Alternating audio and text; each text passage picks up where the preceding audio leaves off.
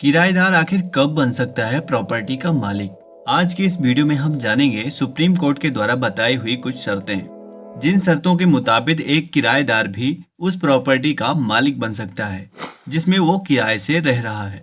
और साथ ही ये भी जानेंगे कि अगर कोई व्यक्ति धोखाधड़ी के माध्यम से आपकी प्रॉपर्टी का मालिक बनने की कोशिश कर रहा है तो उससे कानूनी तौर पर किस प्रकार से निपटा जा सकता है। आमतौर पर अक्सर ये देखा गया है कि मकान मालिक अपनी संपत्ति को किराए पर देकर के निश्चिंत हो जाते हैं, लेकिन क्या आप जानते हैं कि कुछ परिस्थितियों में किराएदार भी आपकी संपत्ति का कानूनी तौर पर मालिक बन सकता है।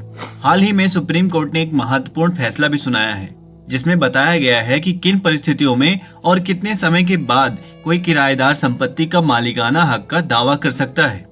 ये जानकारी हर संपत्ति मालिक के लिए बहुत ही महत्वपूर्ण है। सुप्रीम कोर्ट के फैसले के अनुसार अगर कोई व्यक्ति किसी निजी संपत्ति पर लगातार 12 सालों तक कब्जा रखता है तो उसे उस संपत्ति का मालिक माना जा सकता है और ये फैसला निजी या प्राइवेट दोनों प्रकार की संपत्तियों पर लागू होता है।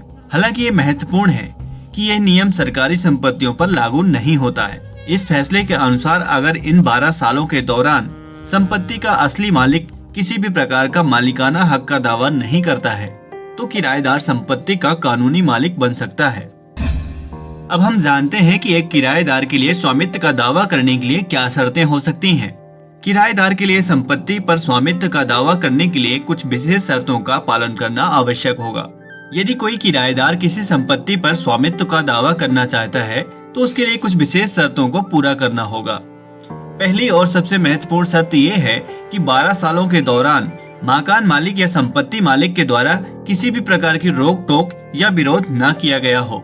और दूसरी शर्त यह है कि किराएदार के पास प्रॉपर्टी डीड, पानी और बिजली बिल जैसे सबूत भी होने चाहिए जो उसके कब्जे को प्रमाणित करते हों। आइए जानते हैं कि प्रतिकूल कब्जा कानून क्या है। प्रतिकूल कब्जा कानून ब्रिटिश काल से चला आ रहा है और ये एक ऐसा कानून है जिसके बारे में आज भी कई लोग अनजान हैं। इस कानून के बारे में अगर कोई व्यक्ति बिना किसी रोक टोक के लगातार 12 वर्षों तक किसी संपत्ति पर लगातार रह रहा है तो वो संपत्ति का स्वामित्व प्राप्त करने का अधिकारी होता है। और यह कानून भारत के संपत्ति कानूनों का एक महत्वपूर्ण हिस्सा भी है और अब ये ज्यादा प्रभावी भी है। हालांकि प्रतिकूल कब्जा कानून के तहत स्वामित्व प्राप्त करने के लिए कई शर्तें और आवश्यक दस्तावेज होने भी चाहिए, ये सुनिश्चित करने के लिए कि इस कानून का दुरुपयोग न हो और वास्तविक मालिकों के अधिकारों की रक्षा हो सके। हालांकि धोखाधड़ी के ज्यादा केस सामने आने की वजह से प्रॉपर्टी से जुड़े विवादों के लिए कई धाराओं को भी बनाया गया है। किराएदार और मकान मालिकों के बीच संपत्ति को लेकर के अक्सर विवाद होते रहते हैं। ऐसे विवादों से निपटने के लिए कई कानूनी धाराएं हैं। कानूनी धारा 406 के अनुसार अगर कोई व्यक्ति आपकी संपत्ति पर कब्जा करने के लिए आपके विश्वास का दुरुपयोग करता है तो आप इस धारा के तहत शिकायत भी दर्ज कर सकते हैं। इसके अलावा कानूनी धारा 467 उन मामलों से संबंधित है जहां लोग जमीन या अन्य संपत्तियों पर कब्जा करने के लिए फर्जी दस्तावेजों का उपयोग करते हैं। यह एक गंभीर अपराध भी है जिसका निपटारा पहली श्रेणी के मजिस्ट्रेट द्वारा किया जाता है और इस पर कोई समझौता नहीं किया जा सकता। कानूनी धारा 420 भी संपत्ति विवादों से जुड़ी है और इसके तहत विभिन्न प्रकार की धोखाधड़ी और झूठे वादों को कवर किया जाता है। अगर आप भी ऐसे किसी मामले में पीड़ित हैं तो आपको इस धारा के तहत शिकायत दर्ज करानी चाहिए। अब जानते हैं संपत्ति मालिकों के लिए कौन कौन सी सावधानी बरतनी आवश्यक है।